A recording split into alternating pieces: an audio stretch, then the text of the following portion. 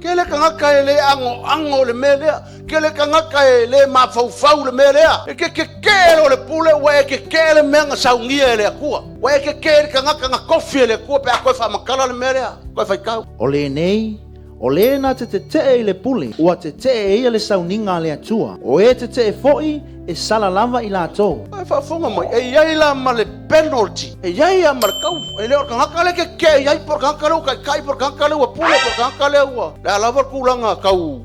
Kai le ua. E leo kangaka nga le ke iai a o le akua. O le menga saungia le akua kangaka le. Fa mai ola ia. So se kangaka ke e sala. Therefore, whoever resists the authority resists the ordinance of God, and those who resist will bring judgment on themselves.